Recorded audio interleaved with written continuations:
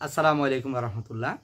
প্রিয় ভিউয়ার্স, প্রিয় ইমানদার ভাই ও বোনেরা যারা ভিডিওটি দেখছেন, যে যেখান থেকে দেখছেন, সবাইকে স্বাগত, শুভেচ্ছা, অভিনন্দন জানাচ্ছি। আমরা ইতিমধ্যে আমাদের এই এমআরএস টিভি 12 চ্যানেলটিতে ইতিমধ্যে 23টি ভিডিও আপনাদের সাথে শেয়ার করেছি।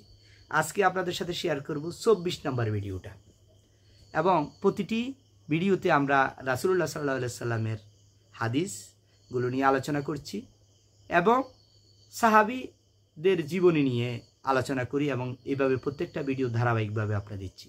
আপনারা দেখতেছেন, কেমন লাগতেছে অবশ্যই কমেন্টস করে জানাবেন। নতুন নতুন ভিডিওগুলো পাওয়ার জন্য চ্যানেলটি সাবস্ক্রাইব করে রাখবেন, পাশে থাকা বেল আইকনটা ক্লিক করে রাখবেন। তো এখানে আমরা একটা হাদিস পড়ছি, একটু মনোযোগ সহকারে শুনবেন আমলের নিয়তে এবং প্রচারের নিয়তে শুনবেন, তাহলে আল্লাহ তাআলা আপনার এই হাদিস শোনার ভিতরে বরকত দিয়ে দিবেন। হযরত মায়েস রাদিয়াল্লাহু তাআলা আনহু থেকে বর্ণিত আছে যে রাসূলুল্লাহ সাল্লাল্লাহু আলাইহি সাল্লামকে জিজ্ঞাসা করা হইল। রাসূলুল্লাহ সাল্লাল্লাহু আলাইহি সাল্লামকে মায়েস রাদিয়াল্লাহু তাআলা বর্ণনা করলেন, রাসূলুল্লাহ সাল্লামকে কে বা কারা জিজ্ঞাসা করা হইল, সমস্ত আমলের মধ্যে সর্বোত্তম আমল কি? আমরা যে আমলগুলো করি, কত আমল করি, নামাজ পড়ি, রোজা রাখি, সত্য কথা বলি, দান খয়রাত করি, কত আমল আছে আমাদের।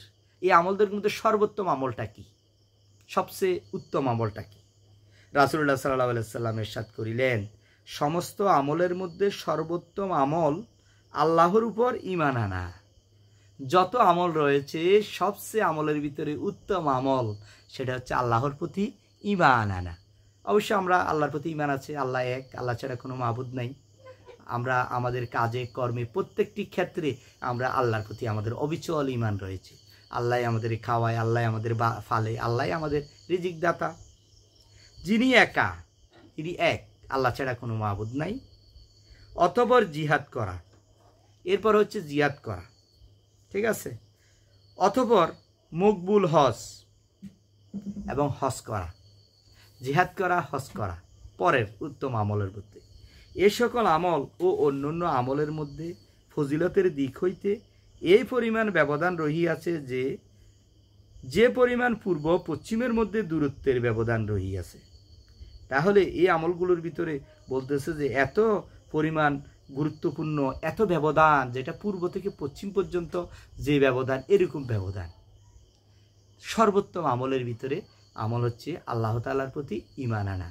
ঈমান আনার অর্থই হচ্ছে আল্লাহর দেওয়া বিধি বিধানগুলো পুঙ্খানুপুঙ্খানু মেনে চলা, এবং পরবর্তী আমল হচ্ছে জিহাদ করা, আল্লাহর রাস্তায় জিহাদ করা। এরপরে হচ্ছে হজ পালন করা। তিনটি কাজ আল্লাহর কাছে, রাসূলুল্লাহ সাল্লাল্লাহু আলাইহি সাল্লামের কাছে উত্তম আমল বলে তিনি বর্ণনা করেছেন। তাহলে আমরা আমাদের কারো প্রতি যদি হজ কবুল হয়ে থাকে, নেশাব পরিমাণ যদি সম্পদ থাকে, আমাদের প্রচুর পরিমাণে সম্পদ রয়েছে, তাহলে আমার প্রতি যে হজ ফরজ হয়েছে, অবশ্যই আমার হজটা আমি পালন করে নেব। আর জিহাদ, যদি আল্লাহর রাস্তায় আল্লাহর দ্বীনকে কায়েম করার জন্য যারা শহীদ হয়, জিহাদ করে। জিহাদ বলতে অনেক ধরনের জিহাদ আছে।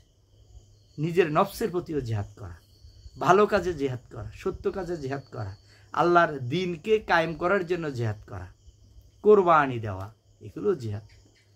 তো আজকের হাদিস থেকে আমরা এটাই জানলাম, আল্লাহর প্রতি আমাদের ঈমান থাকবে অবিচল। সকল যত বিপদ আপদ আসুক আল্লাহর পক্ষ থেকে হয়।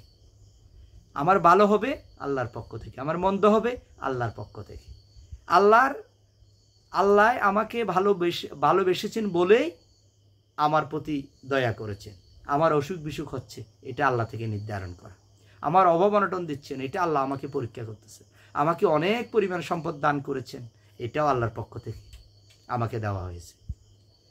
এই হাদিস থেকে আমাদের শিক্ষা হচ্ছে এটা সর্ব অবস্থায় আল্লাহর প্রতি আমাদের ঈমান মজবুত থাকতে হবে, ঈমান থাকতে হবে। আমাদের প্রতিটি কাজে কর্মে ঈমান আল্লাহর প্রতি আমাদেরকে থাকতে হবে। আল্লাহ যেটা নিষেধ করেছে এটা করব না, যেটা করার জন্য বলেছেন এটা করব, তো এটা ঈমান।